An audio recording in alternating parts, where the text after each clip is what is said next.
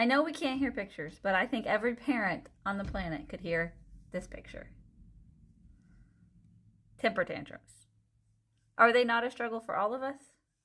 So I've got a quick breakdown for all the parents out there on what I do and how to manage temper tantrums so they're not a problem for you in the future. I'm probably going to get hate for this, but temper tantrums are not just a phase, and they will not just go away. Maybe just the kicking and screaming will, or that symptom of the temper tantrum will, but they will continue to grow and to get worse as time goes on. They'll just come out in a different form of action.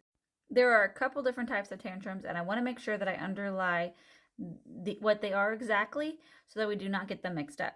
So one of them is going to be obviously the one that they want to get their way and they want to be in control and they want revenge and they want, this certain thing, and mama said no. The other one is called a frustration temper tantrum, and they are completely different. So in the case of the frustration tantrum, that comes out when a child is trying to get something to happen, but it's not working out. So maybe my 3-year-old is stacking blocks and it keeps falling over, and she keeps getting frustrated because she knows what she wants to do, but she cannot get it done.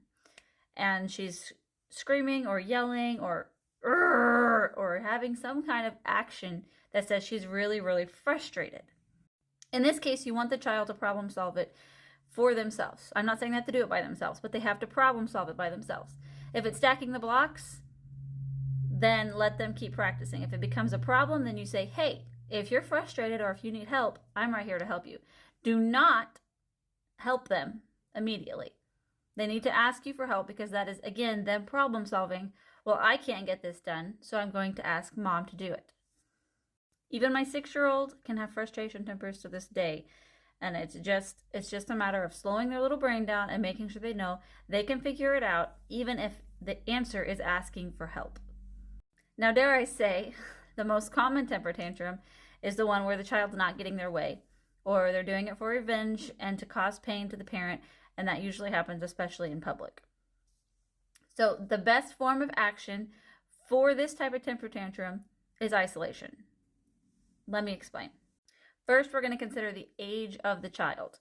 All right, usually around 2 years old is about the age where things start changing. So if they're under 2 and they're throwing a temper tantrum, and by the way, I'm not talking like a newborn. I'm talking like a solid baby that understands what the word no means. So usually around 8 to 10 months old. Just straight isolate the child until he's done screaming. Don't talk him through it.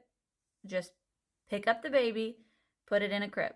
Let it finish its scream fest. It's going to learn that the temper tantrum isn't going to work. A temper tantrum needs an audience to work. If a child is older than 2, the method doesn't really change that much. You will not talk to them, compromise on the situation, whatever it may be, or bribe them in order to make it stop, not even in public. Instead, get to the child's level and tell them they'll be punished for their temper tantrum after it's over. That's all you say. That's it. Any other kind of calming or talking is going to do nothing but give the child an audience that his temper tantrum is working. And then, most importantly, make sure that you follow up with a punishment. If the child is old enough to understand logic, then do not give them what they just threw a temper for.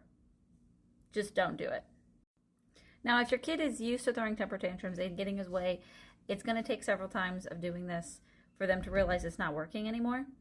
And that's okay. Be patient in those moments and continue to work through them. And one of the best conversations you can have after it's all over is just simply telling them that there are plenty of acceptable ways to communicate. But throwing a temper tantrum in public or at home in private is not acceptable, and it will never earn them what they want.